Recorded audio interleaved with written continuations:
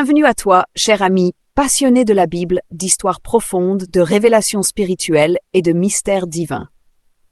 Aujourd'hui, je t'invite à t'installer confortablement, à faire une pause dans ton quotidien et à plonger avec moi dans l'une des histoires les plus étonnantes, les plus humaines et les plus remplies de grâce de tout l'Ancien Testament.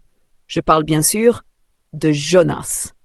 Mais avant de commencer, prends une petite seconde pour t'abonner à cette chaîne si ce n'est pas encore fait. Active la cloche pour ne rien manquer des prochains épisodes. Et si tu aimes ce genre de contenu biblique, laisse un like, ça nous encourage énormément à continuer ce travail de recherche, d'édification et de partage. Maintenant, revenons à notre personnage principal. Jonas, c'est bien plus que l'homme qui a passé 3 jours dans le ventre d'un grand poisson. Son histoire, courte mais percutante, nous parle de fuite, d'appel divin, de miséricorde, mais aussi de confrontation entre la volonté de Dieu et la résistance humaine.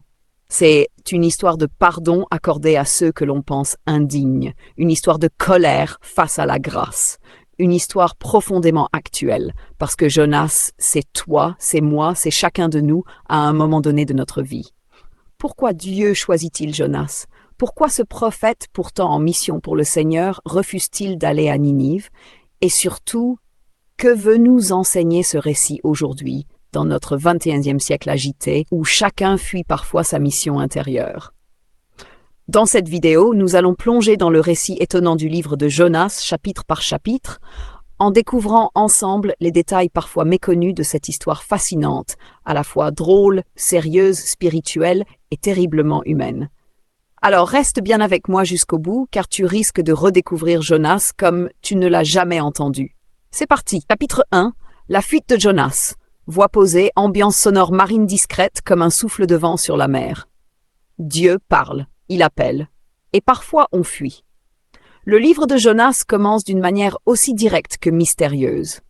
La parole de l'Éternel fut adressée à Jonas, fils d'Amittai, en ces mots. Lève-toi, va à Ninive, la grande ville, et crie contre elle, car leur méchanceté est montée jusqu'à moi. Ninive, une ville immense, puissante, violente, pécheresse, le genre d'endroit qu'on préférerait voir disparaître plutôt que se repentir. Et Jonas, le prophète, celui qui devrait dire « Me voici, Seigneur ». Mais ce jour-là, Jonas dit « Non ». Il se lève, oui, mais pas pour aller à Ninive. Il prend la direction opposée, Tarsis, un port éloigné, à l'autre bout du monde connu. Il descend à Jaffa, trouve un navire prêt à partir, paie son billet et embarque. Pourquoi? Par peur? Par orgueil? Ou peut-être parce qu'il ne supporte pas l'idée que Dieu puisse pardonner aux gens de Ninive. Jonas ne fuit pas seulement une ville. Il fuit la mission. Il fuit l'appel. Il fuit Dieu. Mais peut-on vraiment fuir celui qui a fait le ciel et la mer? Alors que le bateau prend le large, un vent se lève. Pas un simple courant d'air. Non, un vent venu de Dieu, une tempête puissante, soudaine, violente. Les marins, expérimentés, se mettent à crier. Ils invoquent chacun son Dieu. Ils jettent la cargaison à la mer. Et au milieu du chaos, Jonas, oui, il dort profondément, comme s'il voulait éteindre sa conscience, oublier sa fuite, fuir même dans le sommeil. Le capitaine le réveille, stupéfait. « Pourquoi dors-tu? Lève-toi, invoque ton Dieu, peut-être pensera-t-il à nous. » Et nous ne périrons pas. Mais rien ne change. Alors les marins tirent au sort et le sort tombe sur Jonas. Ils le pressent de questions. Qui es-tu? D'où viens-tu? Quel est ton métier? Et là, Jonas avoue, je suis hébreu. Je crains l'Éternel, le Dieu des cieux qui a fait la mer et la terre. La mer. Celles qui se déchaînent autour d'eux prennent peur. Un prophète en fuite contre le Dieu qui gouverne les éléments. Ils comprennent que Jonas est le problème. Jonas, lui, reste lucide. Il sait, il ne prie pas, il ne supplie pas, il assume. Il dit « Prenez-moi, jetez-moi dans la mer, et la mer se calmera, car je sais que c'est à cause de moi que cette grande tempête vous assaille. » Mais les marins, pourtant païens, hésitent. Ils rament, ils essayent de sauver le bateau. Et quand ils n'en peuvent plus, ils prient ce Dieu qu'ils ne connaissent pas. Éternel, ne nous fais pas périr à cause de cet homme. Ne nous charge pas du sang innocent.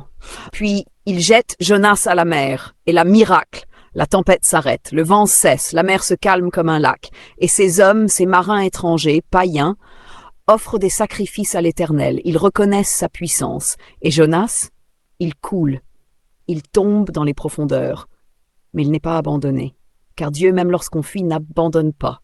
L'Éternel fit venir un grand poisson qui engloutit Jonas, et Jonas fut dans le ventre du poisson 3 jours et 3. Chapitre 2, la prière du prophète. Ambiance sous-marine, résonance profonde comme dans une grotte aquatique. 3 nuits, dans le noir, dans l'humidité, dans les entrailles d'un monstre marin. Jonas est vivant, mais enfermé. Prisonnier d'un tombeau vivant, quelque part entre le ciel et l'abîme. Et là, dans les ténèbres, dans la solitude, Jonas prie. Oui, lui qui fuyait, lui qui refusait de parler à Dieu. Le silence de la mer l'a obligé à parler. Le prophète en fuite devient le prophète en prière. Du sein du séjour des morts, j'ai crié. Et tu as entendu ma voix? Sa voix s'élève comme un cri déchirant. Il se souvient de Dieu, de la lumière, de la présence divine. Et il reconnaît la justice de ce qui lui arrive. Tu m'as jeté dans l'abîme, au cœur des mers. Toutes tes vagues ont passé sur moi. Mais au lieu d'accuser, il rend grâce. Il sait qu'il aurait pu mourir, mais Dieu l'a gardé. Il est encore en vie, il n'est pas abandonné, il dit « Quand mon âme défaillait en moi, je me suis souvenu de l'Éternel, et ma prière est parvenue jusqu'à toi dans ton saint temple. » Quelle puissance dans ces mots! Dans les ténèbres, Jonas lève les yeux. Il ne voit rien, mais il croit. Il ne touche rien, mais il espère. Il ne mérite rien, mais il reçoit. Il comprend que la délivrance ne vient ni des idoles, ni de la force humaine. Il proclame dans un acte de foi, ceux qui s'attachent à de vaines idoles éloignent d'eux la miséricorde.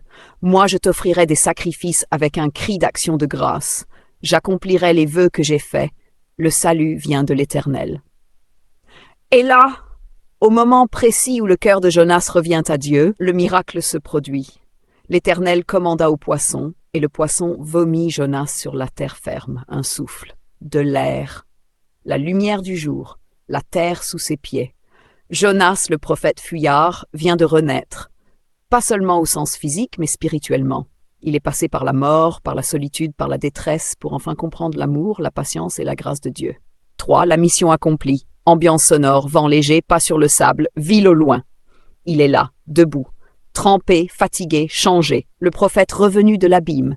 Et Dieu n'a pas changé, il est encore là. Fidèle, patient, aimant, il parle de nouveau. La parole de l'Éternel fut adressée à Jonas une seconde fois. Quelle grâce! Une seconde fois. Dieu aurait pu en finir. Il aurait pu choisir un autre prophète, plus obéissant, plus zélé. Mais non, il revient à Jonas, parce que Dieu ne jette pas ses serviteurs lorsqu'ils échouent. Il les relève. Lève-toi, va à Ninive, la grande ville, et fais-y la proclamation que je t'ordonne. Et cette fois, Jonas obéit. Il part. Il traverse des routes poussiéreuses, des plaines brûlées de soleil, des paysages inconnus, jusqu'à Ninive. Ninive, immense, puissante, redoutée, une ville gigantesque si vaste qu'il faut 3 jours de marche pour la traverser. Et Jonas entre dans la cité, il n'a qu'un message, 8 mots seulement, en hébreu encore 40 jours, et Ninive sera détruite. Pas de longues explications, pas de discours politique, pas d'excuses, juste la vérité. Et contre toute attente, le message touche. Il traverse les rues, il traverse les cœurs, comme une onde de choc spirituel. Les habitants de Ninive croient en Dieu. Oui, ces païens, ces étrangers, ces ennemis d'Israël croient. Alors ils jeûnent, ils s'humilient, du plus pauvre au plus riche, ils s'habillent de sac en signe de repentance. La nouvelle atteint le palais. Et même le roi descend de son trône, il enlève ses vêtements royaux, se couvre de toiles de sac, s'assoit dans la poussière. Et il fait une proclamation officielle, que les hommes et les bêtes soient couverts de sac. Qu'ils crient à Dieu avec force, qu'ils renoncent à leur mauvaise voie et à la violence. Qui sait si Dieu ne reviendra pas, s'il ne renoncera pas à son ardente colère et si nous ne périrons pas. Et Dieu voit, il voit leur cœur, il voit le changement, il voit la sincérité. Alors, il change d'avis.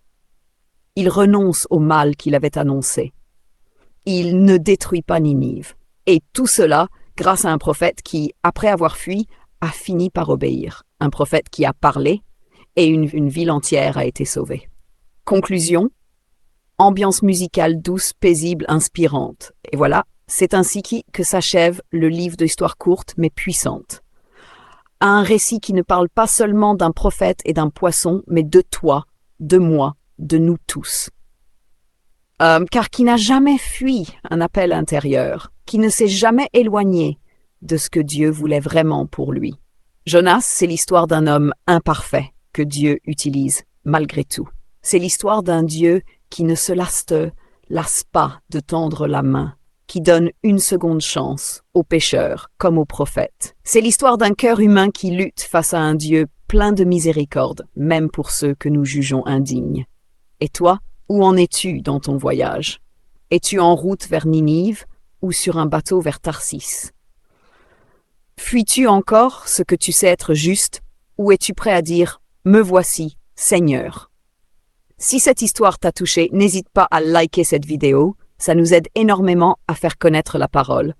Abonne-toi si ce n'est pas encore fait et active la cloche pour recevoir les prochaines vidéos. On continuera à explorer la Bible ensemble, chapitre par chapitre avec passion, profondeur et vérité. Et surtout, partage cette vidéo à quelqu'un qui, comme Jonas, a besoin de se rappeler qu'il n'est jamais trop tard pour revenir vers Dieu.